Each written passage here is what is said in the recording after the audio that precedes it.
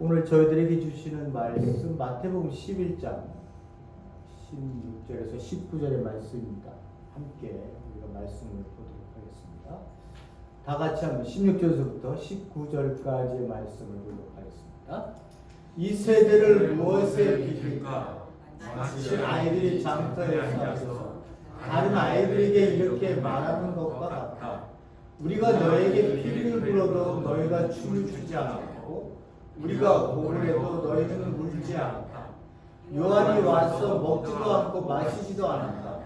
그러니까 사람들이 말하기를 그는 귀신이 들렸다 하고 인자가 와서 먹기도 하고 마시기도 하니 그들이 말하기를 보아라 저 사람은 마구 먹어대는 자요 포도주를 마시는 자요 세리와 세인의 친구다 한다. 그러나 지혜는 그 한 일로 옳다는 것이 입증되었다. 아멘. 저에게 주시는 말씀입니다. 설교 제목을 이 시대를 무엇에 비유할까? 라고 똑같은 성경 제목을 주신 말씀으로 잡았습니다. 이 교회들을 무엇에 비유할까? 라고 이렇게 제목을 잡으려다가 또 너무 도발적인 그 제목이 아닐까 싶어서 제가 얼른 바꿨습니다. 이 세대를 무엇에 비유할까? 저희들이 결국은 봐야 되는 우리의 이 세대를 어떻게 봐야 될까? 또 내 자신이나 교회 공동체를 어떻게 봐야 할까? 라고 하는 부분으로 연결될 수 있는 부분들이죠. 어쨌든 저희들은 당시의 세대들을 한번 유심 있게 보고 그리고 난 다음에 우리 자신들을 조금 돌아보는 그런 시간을 갖도록 하겠습니다. 세 번째 시간을 저희들이 갖고 있습니다. 이 세대가 예수님과 세례 요한에 대해서 가지고 있었던 그 냉담한 반응들은 왜 나오게 되었을까? 라고 하는 부분들이에요. 우리가 항상 잊어버리지 말아야 될 것은요. 우리가 지금 읽었던 이 본문은 1세기 당시 예수님이 사셨던 2000년 전에 일어났었던 일이에요. 그러니까 그때 일어났었던 일을 오늘의 시대에 비껴서 똑같이 그 말씀을 적용하면 되는 게 아니에요. 그죠? 그 말씀은 첫 번째 누구를 읽게 하기 위해서 주신 말씀이에요. 1세기에 있었던 사람들에게 그 말씀을 읽으면 이해할 수 있도록 주셨던 말씀이에요. 우리에게 직접 준 말씀이 아니에요. 우리는 1차가 유대인들이었다면 2차가 우리가 지금 읽고 있는 우리 교회 공동체 백성들에게 주시는 그 말씀으로 우리가 이해를 해서 그때 당시에 가지고 있던 사고의식들, 종교 체제들, 정치적인 문제들, 문화적인 배경들 이런 것들을 어우르면서 우리가 일어났었던 일에 내가 들어가야지만이 그들을 이해할 수 있어요. 그것도 얼마나 이해할 수 있어요? 100% 이해 못하죠. 왜냐하면 그건 100% 이해할 수 있는 게 아니니까요. 그죠? 그들의 삶을 내가 어떻게 이해할 수 있겠어요? 100%. 하나님께서 주신 이 말씀을 통해서 그 안에 우리가 최대한으로 알 수 있는 1세기의 상황들을 접해보고 거기서 예수님이 왜 이런 말씀들을 하시고 계시는가? 그들에게 정말 무엇이 필요해서 이렇게 말씀을 하고 계시는가? 예수가 왜 그때 당시에 와서 자기가 십자가에 못 박혀 죽을 수밖에 없는 그러한 이 고통스러운 상황까지도 자기가 인내하면서 자기가 아버지의 뜻을 이루려 했었던가? 라고 하는 것들은 구약에서 내려왔었던 구약의 말씀과 그리고 500년의 역사 중간기 그리고 예수님의 등장함을 통해서 예수의 사역이 시작하면서부터의 그 과정들을 우리가 어느 정도 통로를 통해서 알고 있어야 우리가 2000년 후인 우리가 그래서 예수님이 이렇게 하셨구나. 그리고 우리는 이렇게 그 예수 그리스도를 알고 난 이후에 지금 이 자리에 와 있는 거구나. 라고 하는 것까지의 연결선상까지 나를 부르셔서 죽는 그날까지의 우리의 모습들을 우리가 봐야 되는 거예요. 연결해서요. 그래서 그냥 한 말씀 딱 읽고 거기에서 내가 우리 교회에 대한 이야기들, 현 시대에 대한 이야기들로 적응을 해서 그냥 막 얘기를 해버리면 여러분들에게 더 던져줄 수 있는 말들이 별게 없어요. 도덕적으로 사는 것 외에는 그런 설교 외에는 할 게 없어요. 그러나 이 도덕적인 설교는요,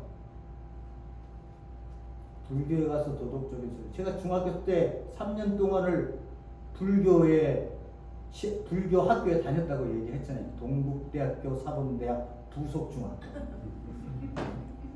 제가 그 얘기에서 그 반야신경도 외웠다는 반야신경 얘기도 말씀을 드렸죠. 그 내절을 딱딱딱딱 읽어가면서 거기에 있는 뜻들을 다 외워야 되고 그 뜻이 뭔지도 뭔지를 맨 시험 볼 때마다 중간고사 볼 때보다 기말고사 볼 때마다 시험을 봤어요.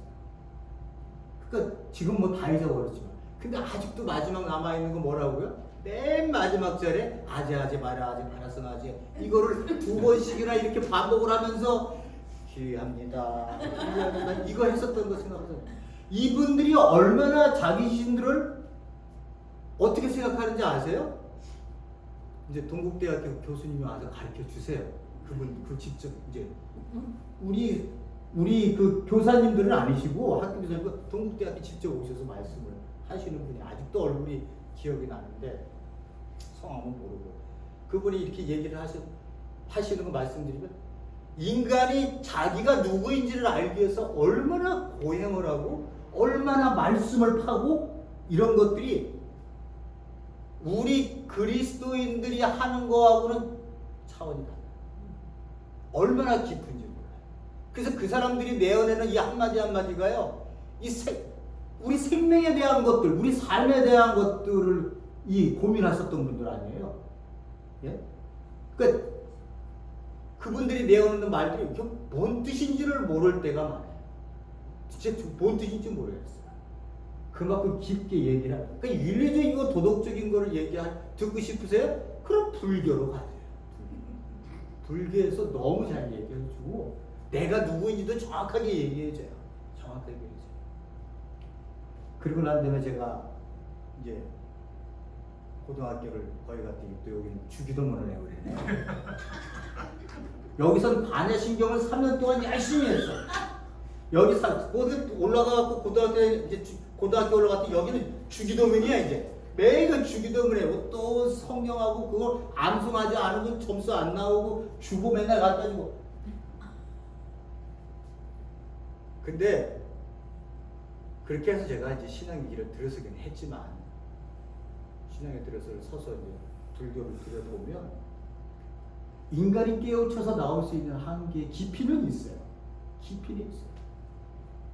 그렇죠? 우리와 다른 게 뭐예요? 우리는 하나님께서 내가 누구인지를 알게 하시려고 이 말씀을 주시고 하나님의 계획 그리고 그 하나님께서 이 역사를 어떻게 움직이고 있다는 것까지 알 수 있는 자들이 됐잖아요. 여기는 어떻게 해요? 불교는 인간이 내가 고행을 통해서 그것을 깨달는 거예요. 그것을 깨달는 거예요. 그러니까 이쪽도 깊을 수밖에 없죠. 그렇지만 제가 이제 기독교가 된 이후에는 기독교인이 되고 난 이후에는 보는 관점이 달라지니까 아무래도 이제 그런 거예요. 그래서 제가 왜 이 얘기를 말씀을 드렸느냐? 말씀을 읽으시면 1세기의 사람들이 이걸 어떻게 받아들였을까? 이해했을까를 먼저 생각하시라는 거예요. 그리고 난 다음에 2차적인 우리 그 그리스도인, 지금을 살고 있는 그리스도인은 이 말씀 속에 있는 우리에게 던져주는 더 깊은 이야기든 뭘까? 2000년의 상황에 우리가 살고 있는 건 아니니까요. 그 얘기를 우리가 깨닫게 되는 거예요. 그래서 그 얘기를 하나님 말씀을 듣게 되면 이건 도덕적으로 살라고 얘기하는 게 아니에요. 윤리적으로 살라고 얘기하는 게 아니라 네 존재에 대한 얘기를 하고 있는 거예요. 우리의 존재에 대한 이야기. 그게 다릅니다. 하나님께서 주시는 말씀하고 얘기 하나 나누고 말씀으로 넘어갈게요. 한 여행자가요 숲길을 이렇게 지나가다가 4다리가 잘린 여우를 봤어요. 그는 다리도 없는 것, 그러니까 여행자는 그렇게 생각한 거예요. 저 다리 없는 여우가 어떻게 살고 있을까? 그 신기해서 여우를 멀리서 지켜봤습니다. 그랬더니 호랑이가 한 마리가 등장을 합니다.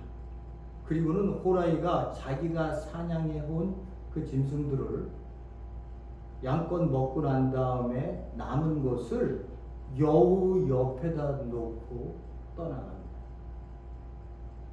예언자는 그걸 보면서 이렇게 생각을 했어요. 이야, 하나님이 이 모든 것을 다 이렇게 가꾸고 이렇게 하나님이 살리고 계시는 거예요. 엄청난 은혜를 받았습니다. 그리고 와서는 집으로 돌아왔어요. 그리고 난 다음에는 그 돌아온 그 사람이 집에서 아무 일도 안 했어요. 아무 일도 안 하고 하나님의 도움의 손길이 오기를 기다렸어요. 그리고 그 손길이 오기를 굳건히 믿고 있었어요. 네? 하나님이 모든 걸 내 다리 잘린 그 여우도 이렇게 하나님이 돌보고 계시는데 나같이 이 존귀한 사람 하나님이 안 도와주시겠어? 그리고는 아무 일도 안 하고 하나님의 도움의 손길만 기다렸습니다. 며칠이 지나고 한 달이 다 돼가는데도 아무 사인이 없어요. 이거 배고파 죽을 지경이 됐어요. 네? 근데 천사가 나타났답니다. 천사가 나타났어요. 그러니까 그한테 항의를 합니다. 아니 왜 하나님께서는 아무 도움도 안 주시고 계십니까? 나는 오직 믿음을 갖고 당신만 기다렸는데 왜 하나님은 아무 도움도 안 주시고 나 이렇게 잘못하면 굶어 죽게 만드시려고 합니까? 이렇게 얘기했다고 하니 그러니까 천사가 이렇게 얘기했다.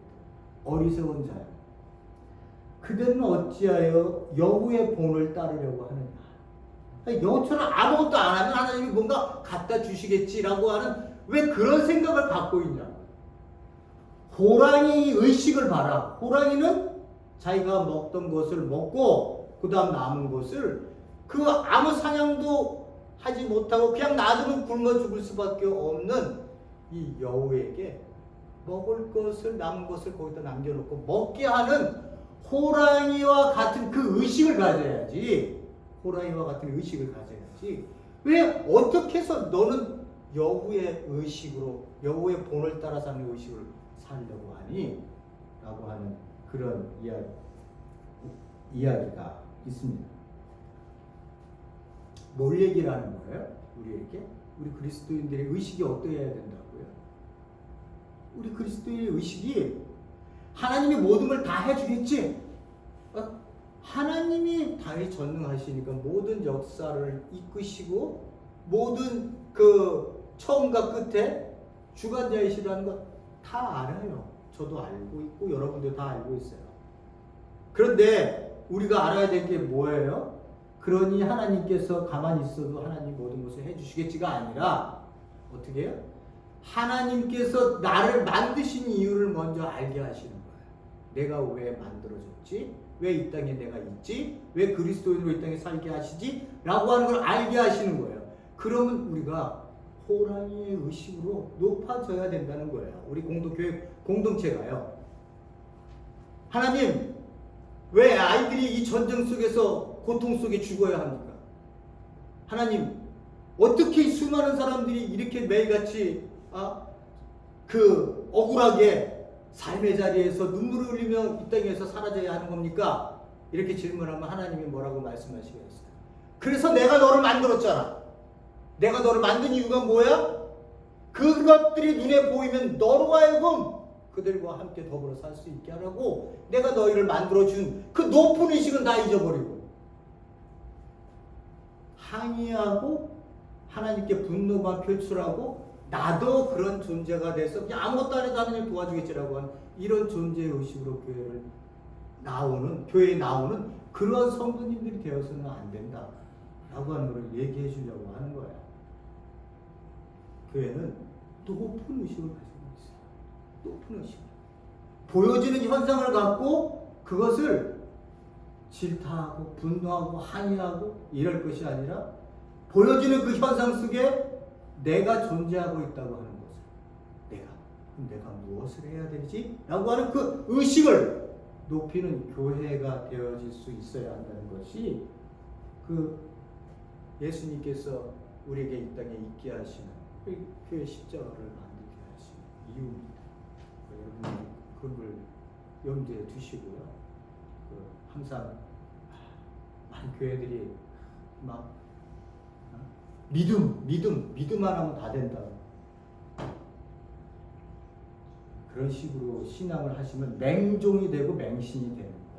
완전히 하나님과의 뜻과 관계없는 일들을 해나가고 있는 겁니다. 잘 기억하실 수 있기를 바랍니다.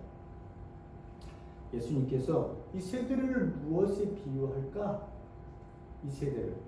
이 세대라면 그때 당시의 세대는 1세기 세대고 1세기 세대를 움직였었던 팔레스타인 정치적인 상황, 종교, 그리고 백성들, 그리고 분위기들 이런 것들을 어느 정도 우리가 아셔야 돼요. 제가 이제 그런 것들을 말씀을 드리려고 해요. 이 세대는 무엇에 비교할까? 마치 아이들이 장터에 앉아서 다른 아이들과 이렇게 말하는 것 같다. 우리가 너에게 피리를 불어도 너희는 춤을 추지 않고 우리가 곡을 해도 너희는 울지 않았다. 여기 장터에서, 이 장터는 1세기 당시 유대 장터는요, 사람들이 이렇게 함께 모여서 소식을 전하는 곳이고, 그리고 교제도 나누고요, 아이들의 놀이가 될 수 있는 그런 터도 됐었다고 얘기한 장소도 되고 했었다고 해요. 그러니까 아이들에게 이 장터는 호린잔치 놀이, 그리고 장례식 놀이 역할극을 하는 당시에는 흔한 그런 문화적 배경이었대요. 그러니까 예수님이 지금 이러한 예를 들고 있는 것은 우리가 오늘날 2000년의 장터 5일장, 아무리 5일장, 제가 살던 동네도 5일장 있었는데 5일장에 가도 이런 거 안 해요. 그죠? 이런 거 안 해요. 어떻게 해요? 2000년 예수님이 살던 1세기의 문화적 배경을 예수님이 말씀하시면서 청중들에게 이런 얘기를 했을 때 그들이 쉽게 이해될 수 있도록 그때 당시의 언어로 이렇게 말씀을 주고 있는 거예요. 피리를 분다라고 하는 것은 어떤 때 피리를 불어요? 결혼식을 흉내내는 거예요. 그 다음 곡을 한다라고 하는 것을 장례식을 흉내를 내는 거예요. 아이들이. 그러면 이렇게 피리를 불면 춤을 추는 게 당연한 거예요. 그죠? 근데 아이들을 불러서 이렇게 내가 피리를 불게 너희들 춤을 춰 라고 기대했는데 아이들이 춤을 안 춰요. 그리고 곡을 이렇게 우리도 이제 곡을 하잖아요. 그럼 곡을 아이들이 장터에서 이렇게 하면 그거 따라온 아이들이 여기에서 가슴을 치며 우는 행동을 이렇게 보여주어야 하는데 그들은 울지 않는다는 거예요.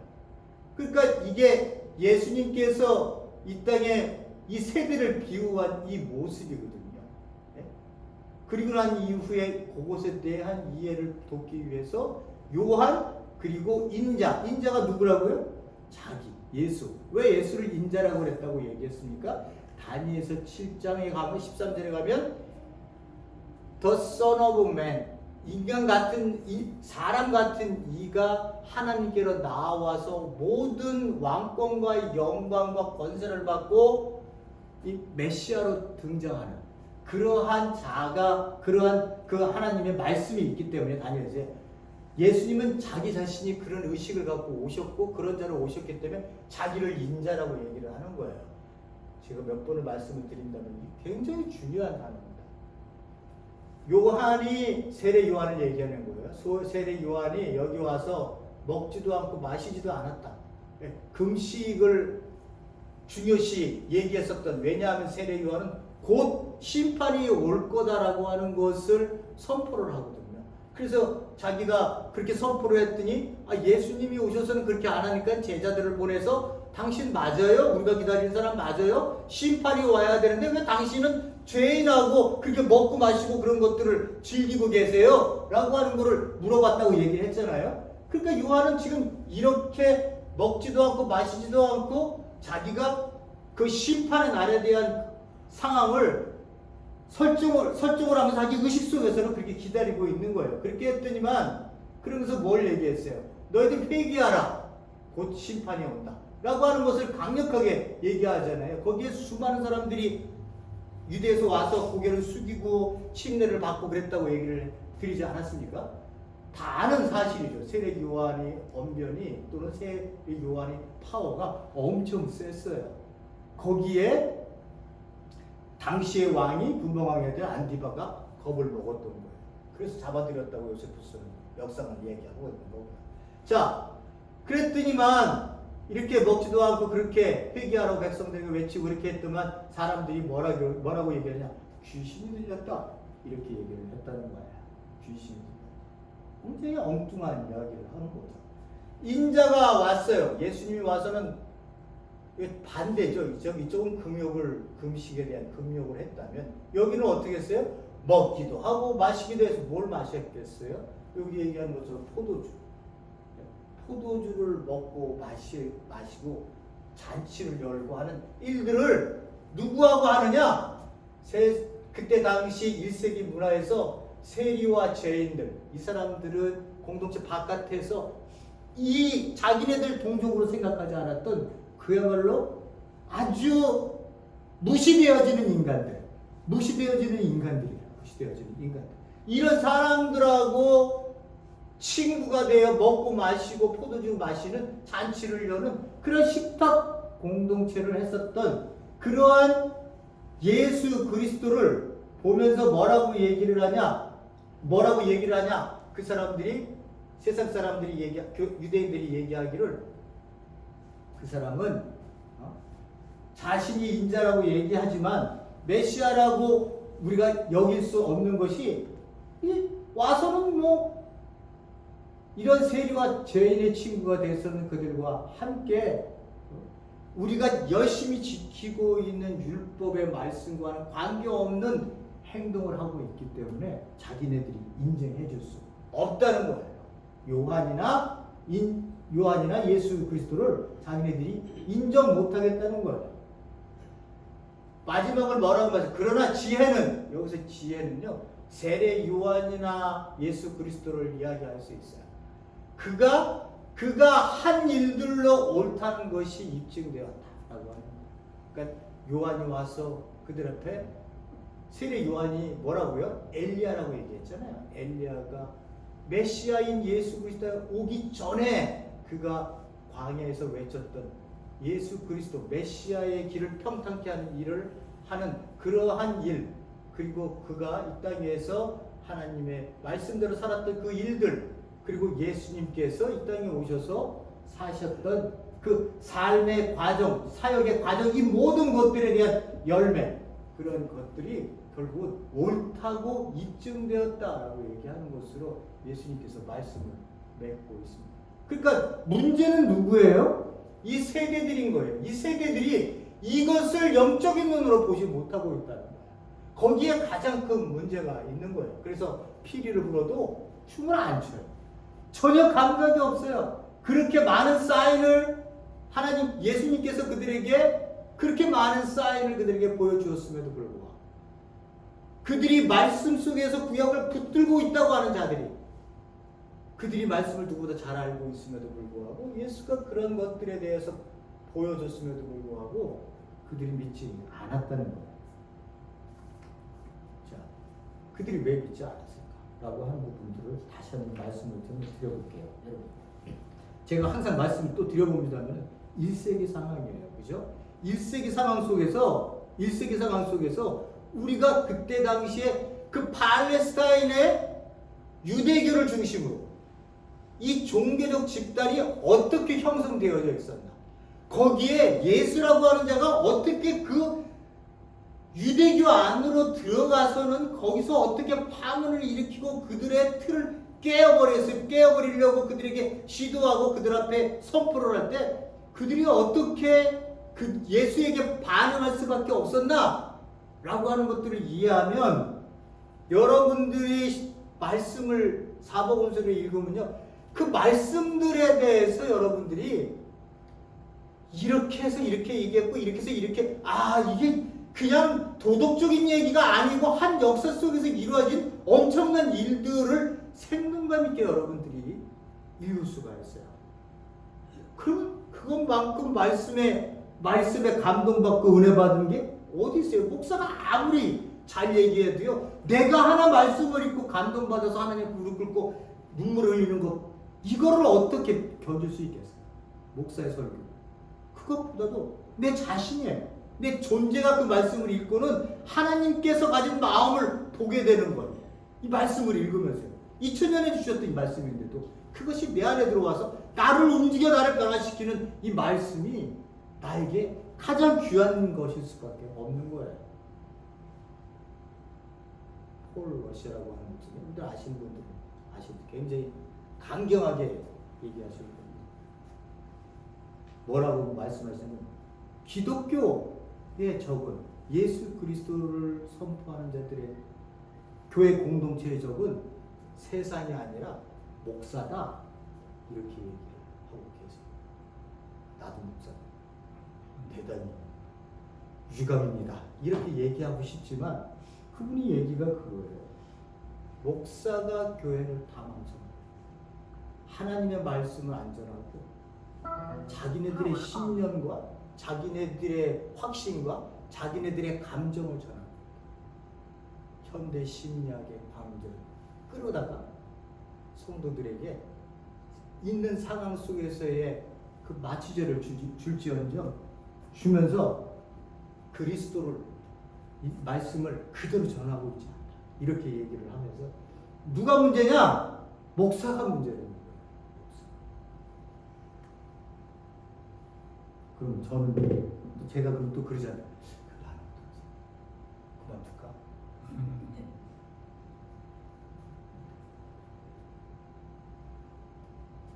팔레스타인에요. 유대교가 그들은 율법이라는 말씀을 모세경을 들고 있었어요.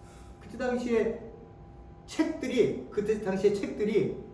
소선지자나 대선지자나 뭐 이런 책들이 없어서가 아니에요. 그렇지만 그것을 정경으로 인정해주지 않는 이상은 그들은 그냥 흘러다니면서 그냥 가끔 보게 되는 책들이었던 거예요. 그것이 정경이 아니었어요. 그때 당시에는 예수님 당시에는 나중에 90년대 AD 90년대 70년대 성전이 다 파괴당하고 바리새인만 남았을 때 얌리와해라고 해서 그들이 그때 만들어진 그 37권 안에 예언서나 이런 뭐 시편 이런 것들 다 들어있었지.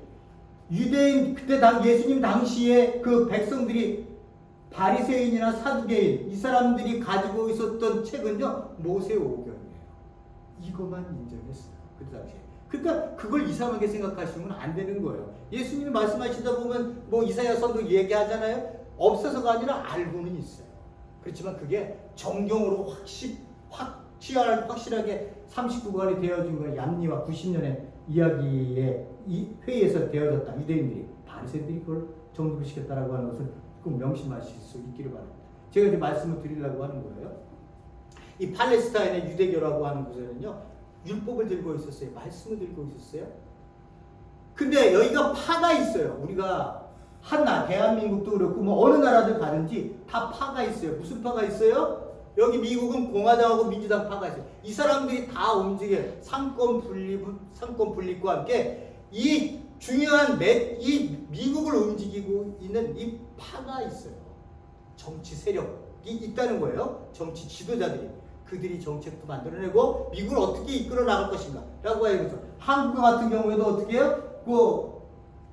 한국은 국민의힘, 또 민주당, 조국혁신당, 개혁복신당, 이런 사람들, 그 국회의원들이 돼갖고 그 사람들이 그 대한민국의 정책을 의회에서 만들어서 국회에서 만들어서 펴내고 이런 실권을 갖고 움직이고 있는 그 파들이 어느 나라에도 다 있는 거예요.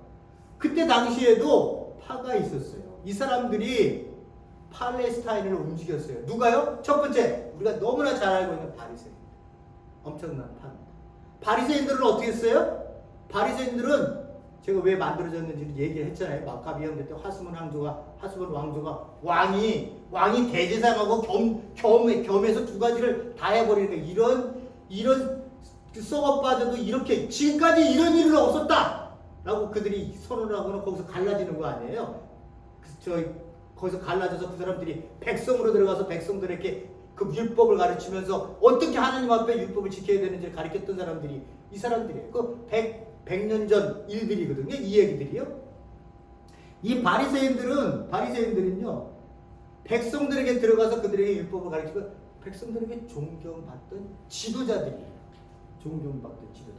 그러면 그 사람들이 내어놓는 이 한마디 한마디, 예수에 대해서 누군가가 만약에 여기서도 야야 그 사람 그 저 죄리하고 죄인들하고 그 세리들하고 이런 사람들하고 노는 사람들이야, 그거 안 돼. 걔는 그 예수라고 하는 자는 그거 안 되는 존재야. 그 성경이 뭔지도 모르는 사람이야. 죄하고 노는 너희들이 가지고 있는 율법, 우리의 가르침에 안 되는 사람들이야. 이렇게 한마디만 해버리면 수많은 사람들이 아, 예수는 안 되는 인간이구나. 그 변태가 거기서 나타났구나. 이단자네. 이렇게 얘기했을 거라고요. 그만큼 파워를 갖고 있던 사람들이 바리새인들이에요. 그 바리새인들은 율법을 철저히 지키고 거기서 모세오경 그리고 내려왔었던 구절의 전통, 장구 전통이라고 하는 거, 이걸 두 가지를 엄청 지키기 위해서요. 백성들에게 가르치면서 영적 지도자로 있었던 사람들이 바리새인이에요. 막강한 파워를 가지고 있었어요. 그래서 항상 어떻게 해요? 백성들의 눈치를 봐야 돼요. 이 사람들도. 왜? 백성들이 자기 곁을 떠나면 안 되니까. 그러니까 예수 앞에 5,000명이, 3,000명이, 4,000명이 막 이런 사람들이 모여들면 누가 긴장을 하겠어요? 예? 누가 긴장을 하겠어요? 이러한 정치 지도자의 그 분파로 있었던 사람들은 긴장을 하고 예수가 무슨 얘기를 하고 있지? 왜 백성들이 모이고 있지? 라고 긴장을 하면서 보고 있는 거예요. 그래서 꼬투리를 잡을 수 있는 것들을 잡아내는 거예요. 예? 그만큼 바리새인들은 율법을 철저히 지켰지만 그 기반이 누구예요? 백성이에요. 백성이 나를 지지해주지 않으면 그들은 허물어지는 거예요. 그러니까 이 율법을 너무 잘, 율법에 대해서 그걸 지키기 위한 전통과 그 부전을 이런 것들을 너무 하다 보니까 형식주의에 흐르는 형식. 그 외식이 너무 많아요. 그러니까 예수님께서 뭐라고 말씀하세요? 마태복음 23장 화 있을진저 외식하는 자다. 그렇게 화 있을진저 외식하는 뱀들아 독사의 새끼들아. 예? 이렇게 욕을 하고 있는 거예요. 그들에게.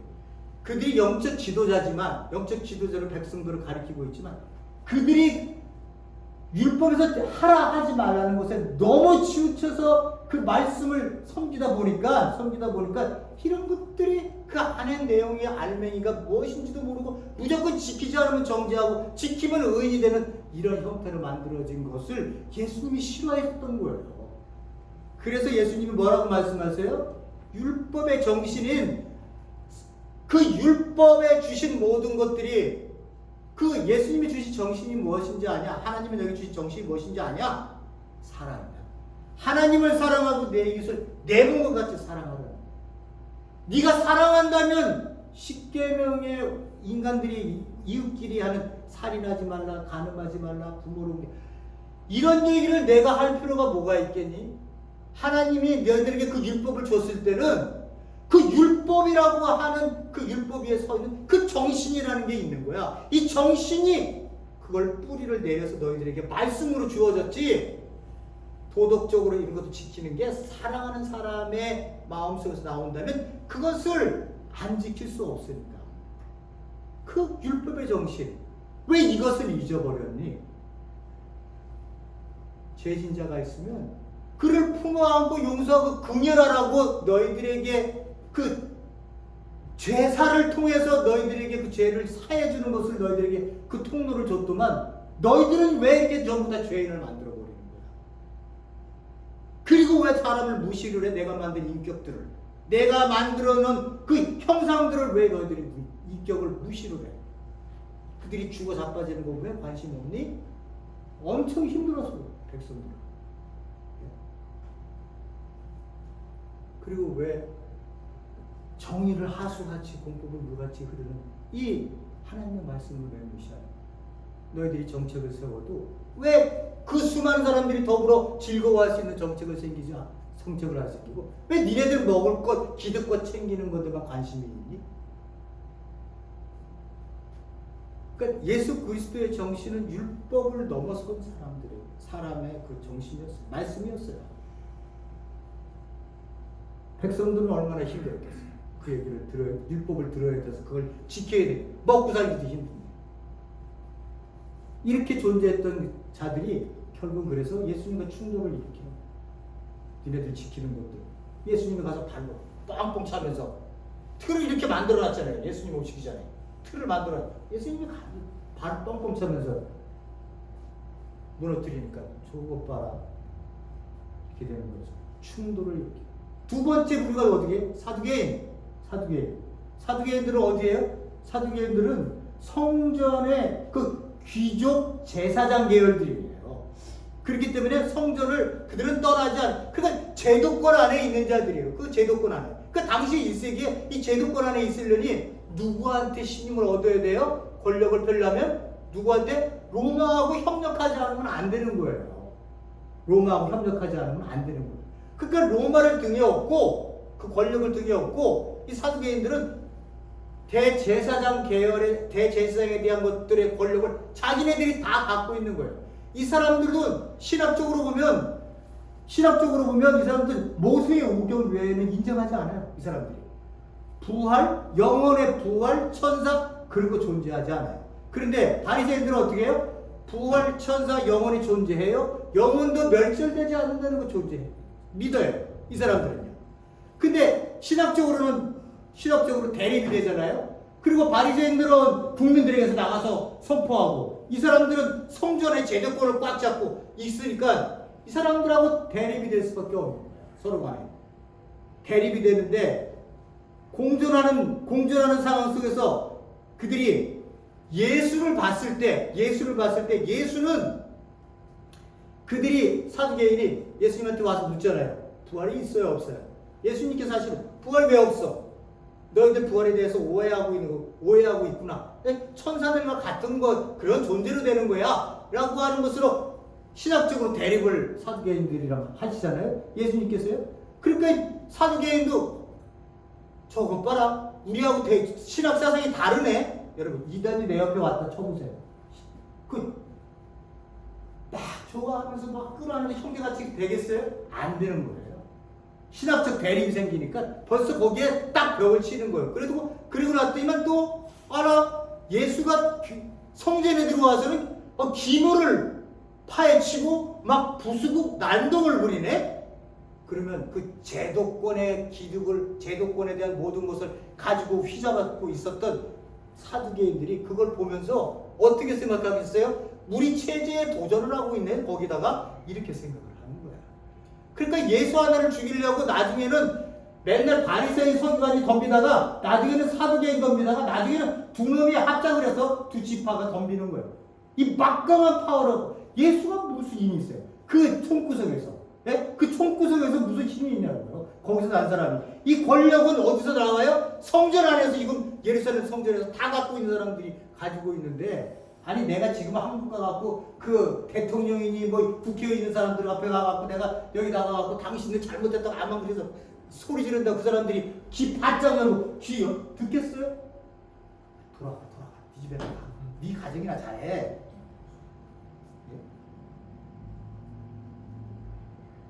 이 두 파워가 예수를 죽이기 위해서 결국은 대립되어 있었거든요.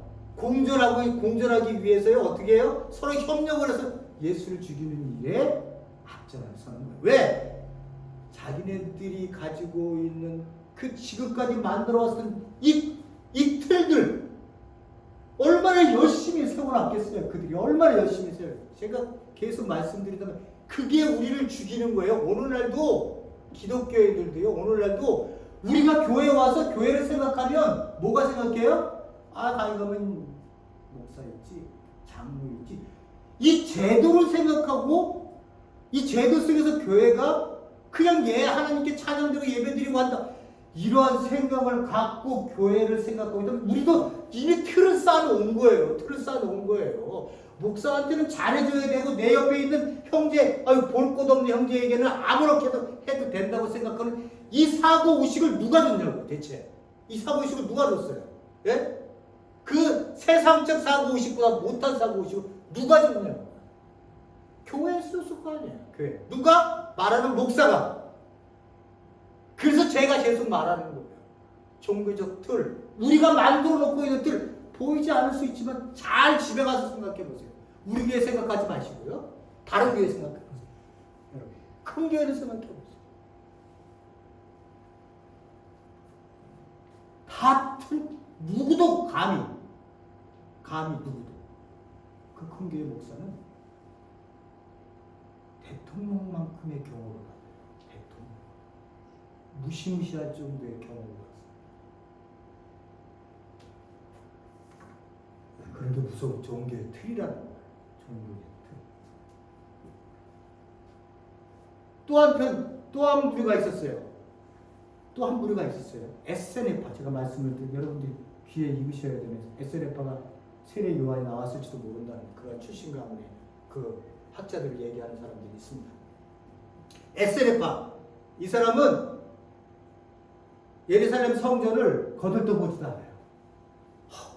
대담한 사람들이야. 거들떠보지도 않아. 야, 관심 없어. 저 썩어 빠지고 뭉들어지고 하나님 없는 곳 관심 없어. 사두개인, 바리새인 니네 관심 없는 이렇게 다 해보고 거기는 하나님 안 계셔. 그리고 자기네들의 무리를 들고 사회 쿵난 공동체를 만들었었던 자들, 에세네파들이라고 얘기하는 거예요. 그 사람들은 예수님하고 직접적으로 부딪힌 적은 없어요. 그렇지만 유대인 그 팔레스타인 그때 당시에 이 바리새인과 사두개인 제외하고 엄청난 파워를 갖고 그들이 얼마나 순결하고 얼마나 그 하나님께 말씀을 들고요. 율법을 지키려고 얼마나 자기들 안에 공동체 안에서 그 결백하고 하나님 안에 순결한 사람으로 남기 위해서 얼마나 몸부림치고 있다고 하는 것을 유대인들이 알고 있었어요. 그래서 광야에서 그들이 살았기 때문에 광야에서 외치는 자의 소리가 세례 요한이 딱 등장하니까 많은 사람들이 예루살렘으로부터 막 내려오는 거예요. 그 사람을 보기 위해서. 누군지. 혹시 에스레파에서 나온 거 아니야? 메시아가? 이렇게 생각했어요. 왜? 너무 순결하고 자급자족하고 아침에는 매일같이 샤워하고 기도 올리고 금욕하면서 이렇게 존경받던 인물들이 있었어요. 근데 그 사람들의 메시아가는요, 그들의 메시아가는 두 종류가 나온다고 생각했어요. 하나는 대제사장, 하나는 그 왕 같은 제사장. 이 두 메시아가 온다고 생각을 했어요. 예수님은 어떻게 하셨어요? 예수님이 직접 오셔서 왕으로, 제사장으로, 선지자, 삼중직을 이 땅 위에서 자기의 사역에 그 중심으로 삼으시고 이 땅 위에 사람들에게, 민중들에게 이때 당시 얘기했었던 분. 예수님이 오셔서 그걸 다 갖고 계셨던 거죠. 그 에세네파들은 그렇게 해서 마지막은 AD 70년에 말씀드렸죠. 이렇게 살다가 그렇게 자기네끼리만 살다가 성령 지금 뭐 다 필요 없어, 니네 다 필요 없어, 우리만 가는 거야 라고 생각했었던 이 분리되어졌던 이 에세네파도 AD 70년 로마가 예루살렘 성전 파괴한 다음에 한 사람도 아니고 다 죽었죠. 에세네파. 섞일 수 없다고 생각하는 거예요. 또 한 사람이 있었어요. 또 한 그 굉장히 중요한 열심당원들이 있었어요. 이 사람들은 어떻게 해요? 하나님의 나라를 파워로, 자기가 가지고 있는 이 힘으로, 그러니까 그들은 기다렸던 메시아가 어떻게 오면 반드시 이 힘을 가진 자가 온다고 생각했던 거예요. 그런 것들에 대해서 파워를 갖고 자기네들이 일종의 민족주의자들이죠. 민족주의자들 무섭습니다. 무서워. 자기 나라의 민족은 뭐 그렇게 사랑한다는 거 당연히 뭐 그럴 수 있죠. 그렇지만 민족주의자라고 해서 타 민족들을 경히 여기고 자기네 나라만 옳다고 생각하는 그러한 유대하다고 생각하는 그런 일들을 그 민족주의자는 없는 게 많아요. 무서워요. 이 열심당원은요, 하나님 나라를 무력으로 세울 수 있다고 생각하는 사람들이에요. 예수님께서는 어떻게 했어요? 그런 자들. 그들 12제자 중에 한 사람도 있었잖아요. 젤롯, 열심당원 시몬, 젤롯 시몬. 뭐 열심당원으로 얘기는 합니다만은 열심을 가지고 있었기 때문에 열심이라는 단어를 썼는지는 좀 학자들이 좀 얘기를 다르게 하고 있습니다만은 어쨌든 대부분의 사람들은 그가 열심당원이었다. 민족주의자였다. 폭력으로 하나님 나라를 세우려 했었던 자들이다. 라고 하는 건데 12제자를 이렇게 보면 마태는 완전히 민족의 반역자, 로마의 앞잡이. 또 하나는 어떻게 해요? 시몬 같은 경우에는 어떻게 민족주의자, 나라를 힘으로 아주 애국적인 자가 예수님 안에 다양하게 이렇게 들어 있었던 거예요. 백성들은 어땠을까요? 백성들. 예? 백성들은 어떻게 했어요? 백성들은 아유 이 무거운 이 짐, 율법적 짐 맨날 해라 하지 마라. 그리고 죄지면 또 거기 가서 또 제사 드려야 되고, 예? 유월절, 오순절, 그리고 뭐 초막절 이 3대 절기가 되면 또 다 올 그 예루살렘으로 다 모이고 디아스포라 사람들도 다 모이고 이 축제가 열리고 축제가 열릴 때 포도주를 마셨어요. 포도주. 예수님 포도주 먹는다고 뭐라고 그랬잖아요. 사람들이 포도주는요 그들한테는 잔치예요. 메시아 잔치가 열린다고 하나님 말씀할 때도요 너희들이 포도주를 마신다고 얘기해요. 그 잔치상에서. 근데 이 포도주가 그들에게 딱 절제되어진 포도주였어요. 거기에 그걸 넘어가면 절제하지 못하면 죄가 되니까 딱 절제할 수 있는 포도주. 그래 포도주는 잔치에 있어서는 빠지지 않았던 거예요. 백성들은요 정치적인 메시아가 올 거라고 그들도 기다리고 있었습니다. 그래서 예수님이 5,000명을 먹였을 때요 요한복음 6장에 보면 예수님을 억지로 잡아서 자기의 임금을 세우려 했다라고 하는 말씀까지 나오고 있습니다. 그러니까 그들은 정치적인 왕을 기다리고 있었던 거예요. 그런데 예수님께서 오셔서는 하나님의 나라가 나의 통치를 통해 지금 이루어져 나가고 있다. 이 얘기를 예수님이 말씀하시는 거죠. 그러니까 이 백성들이 가장 예수 그리스도의 호감을 갖고 얘기했을 때가 예수님이 예루살렘에 들어갈 때 수많은 사람들이 호산나 다윗의 왕이여 호산나로 막 외치잖아요. 이거는 메시아를 얘기하고 있는 거예요. 메시아를 얘기하고 있는 다른 표현인데 호산나를 외쳤던 사람이 군중들이 왜 그 예루살렘에 딱 들어가니까 십자가에 못 박아라 그 죄의 모든 것들을 우리 세대가 다 짊어지고 왜 이렇게 얘기를 하냐? 왜 그렇게 얘기하냐? 그렇게 무력하게 죽는 메시아를 힘없는 메시아를 우리는 기다리지 않았다는 거예요. 메시아를 인정 못하겠다는 거예요. 백성들은 그렇게 살았어요. 그렇게 되어지니까 결국 그런 상황 속에 예수님께서 자기의 사역을 3년 동안을 하시면서 예수님은 자기의 길을 가셨죠. 그죠? 누가 뭐라고 왕으로 삼으려고 해도 관심 없어요. 누가 당신은 메시아입니다.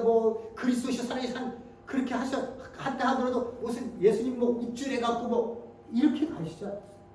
자기의 갈 길, 아버지께서 나에게 보여주셨던 길, 말씀, 사역, 그 중심 끝에 십자가를 향해서 예수님이 가시는 거예요.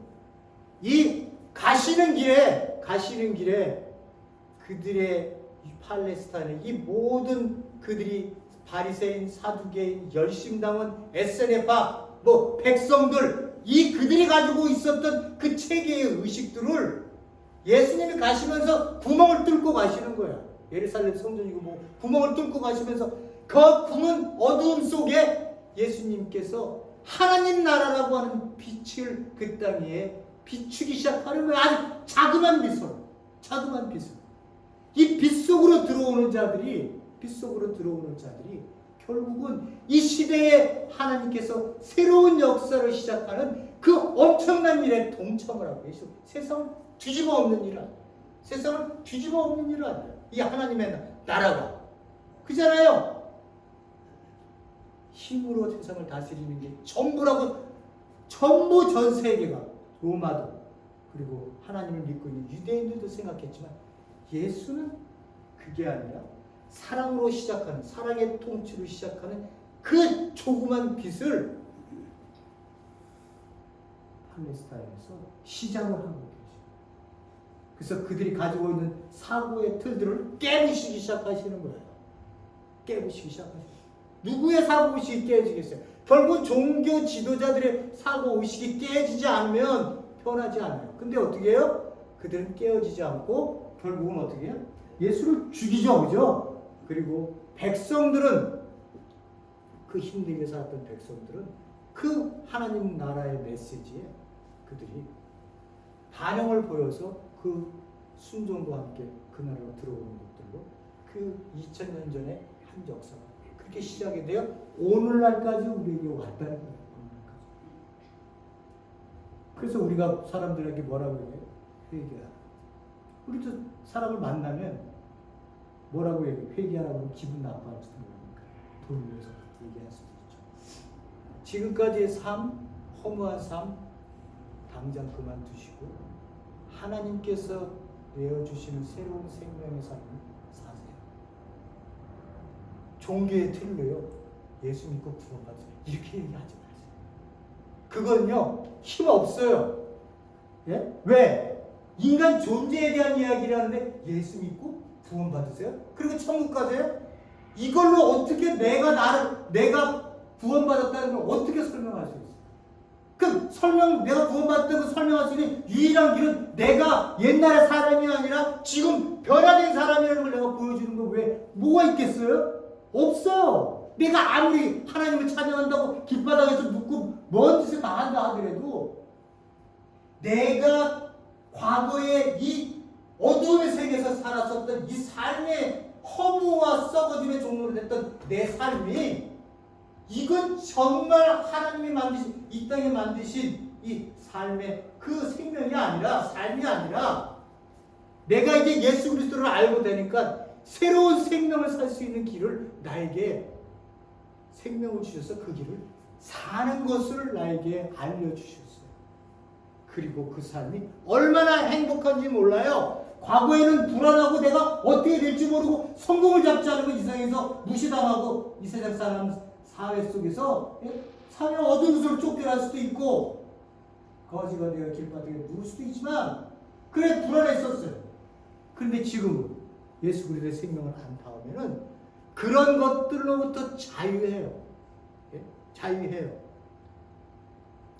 하나님께서 나에게 거지의 삶을 허락하셨다면 거지가 되었어도 행복한 거예요. 이분은. 내가 감히 그렇게 얘기를 할 수는 없습니다만 되어보지도 않고. 그러나 그가 그리스도인이면 어디에 상황에 있든지 행복하고.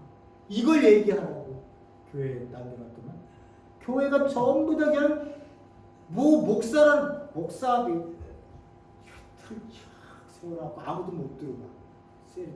누구한테 얘기를 해서 목사님 시간이 없어. 허락받아야 들어가고, 예? 그 다음에 누구예요? 장님, 그 다음 지금 권사님, 막 집사님, 막 이런 제도를 만들어서 이 제도가 하나님께서 그 직분을 가진 자들이 더욱더 하나님 안에서 하나님을 알고 더 깊게 섬길 줄 알고 더 깊게 용서할 줄 알아서 직분을 준 거지. 예? 그렇게 하라고 직분을 준 거지. 제도 속에서 권력 누리라고 그거 주신 거 아니잖아요. 그죠?